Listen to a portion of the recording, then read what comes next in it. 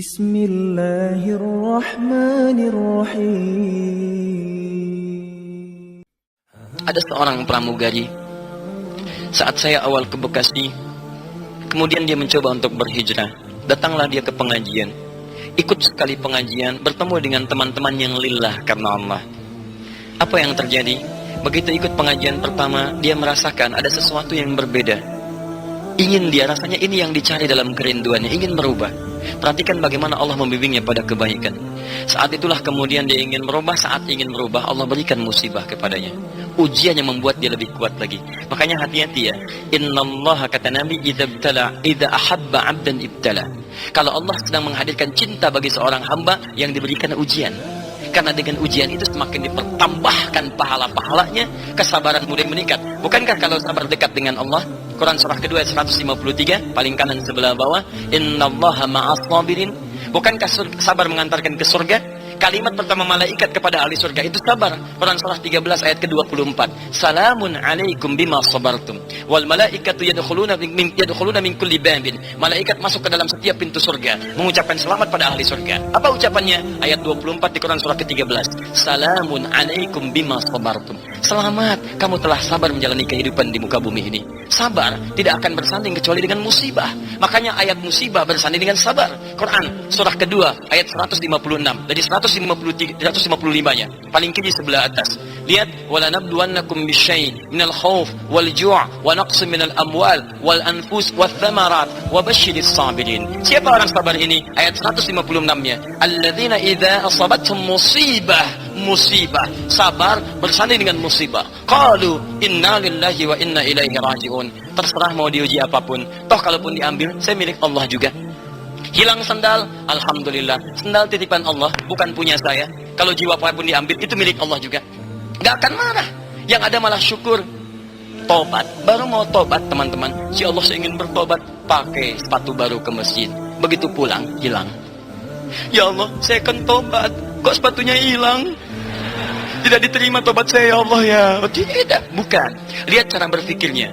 Teman-teman, semua titipan, beruntunglah Anda. Masya Allah, sepatu baru itu titipan yang akan bersaksi di hadapan Allah Subhanahu wa Ta'ala. Ternyata titipan Allah antum pakai untuk sholat, dan Allah tutup maksiat dari sepatu itu. Berbahagialah antum, karena pertama kali digunakan untuk sholat itu, selesai tugas sepatu dititipi kepada antum, selesai tugasnya, dan bersaksi di hadapan Allah untuk menjadi saksi sholat antum di hadapan Allah Subhanahu wa Ta'ala.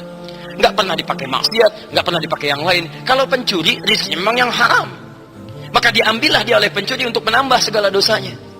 Kalau antum selesai cuman mengantarkan sholat, selesai. Disitulah tugasnya mengantarkan antum jadi pahala di situ. Diberbahagialah kalau ke masjid sendal hilang. Setelah dicari dulu, cari dulu, tanyakan. Jadi nggak banyak tuntut. Ini sendal hilang dicari marah-marah. Di mana sih DKM? Tidak bisa menjaga masjid dengan baik.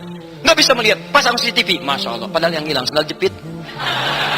Kenapa mesti begitu? Kan bicara baik-baik bisa diganti. Tapi ini tidak. Balik. Ketakwaan mulai muncul teman-teman sekalian. Ayo. Siapa mereka? Mencintai karena Allah Subhanahu wa Ta'ala. Ketika dicintai Allah, turun musibah. Perempuan tadi didiagnosis kena kanker, masuk rumah sakit. Saya datang pertemuan berikutnya, jemaah belakang mulai terseduh-seduh. Kenapa ibu menangis? Ustaz, kawan kita Ustaz sekarang butuh doa. Dia sedang bertarung dengan kanker. Mohon Ustaz doakan. Insya Allah kita doakan setelah selesai kita belajar ya. Begitu pertengahan mau akhir belajar, nangis kencang lagi. Ibu kenapa? Ustaz, kawan kita yang mau didoakan meninggal Ustaz. Inna lillahi wa inna ilaihi raji'un. Saya katakan, ibu, Masya Allah, belajarlah pada saudari kita itu betapa Allah sayang kepadanya. Ketika dia berhijrah mendekat kepada Allah, dia dibimbing untuk menuju jalan kematian terindahnya. Kita tidak bisa menolak kematian, Bu, tapi begitu sayangnya Allah kepada dia, dibawa dia ke rumah sakit, diisolasi dari lingkungan yang membuat dia bermaksiat kepada Allah.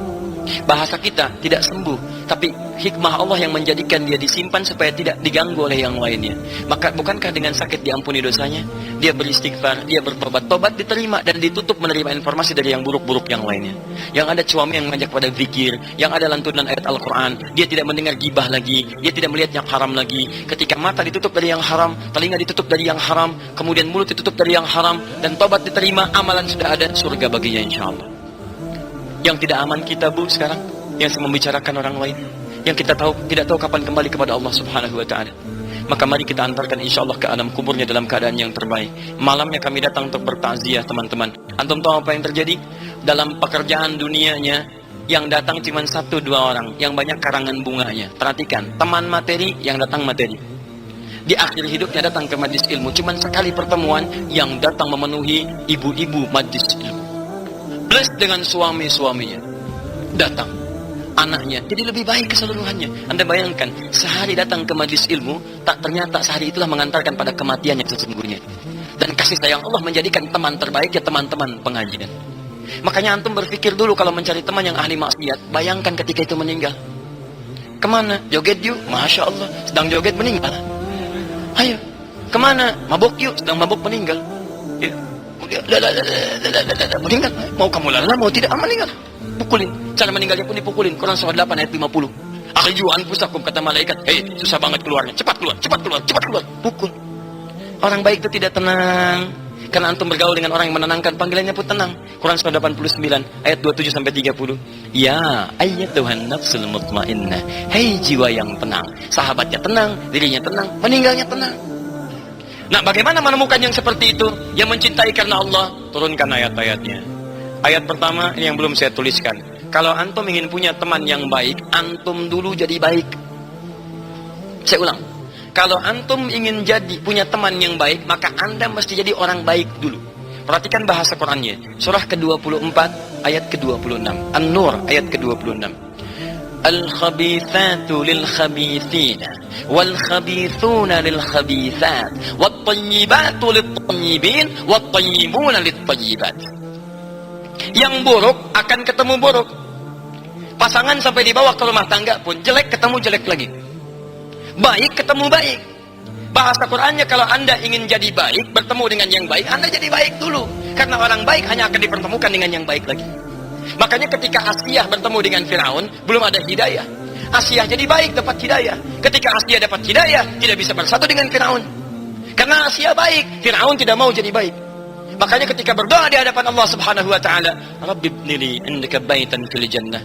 Ya Allah, mohon bangunkan saya satu rumah di surga ya Rabb. Selamatkan saya, wanajjini min Fir'aun.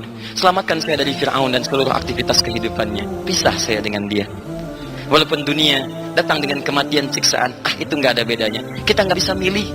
Antum nggak bisa milih teman-teman, tapi antum bisa berusaha dalam keadaan apa antum bisa wafat. Khalid, panglima yang luar biasa hebat, tapi wafatnya bukan di medan tempur. Dalam kasurnya kemudian beliau wafat, tapi syahid dalam kebaikan. Tapi beliau wafat dalam keadaan yang baik. Maaf, kita nggak bisa pilih kapan kita meninggal, tapi kita bisa berikhtiar dalam kebaikan yang terbaik. Saya pernah berkunjung pada satu masjid, itu Masya Allah. Luar biasa orang itu baik yang menurut saya. Allah yarham, Allah, semoga Allah menyayangi beliau. Itu sudah jadi kakek Pak.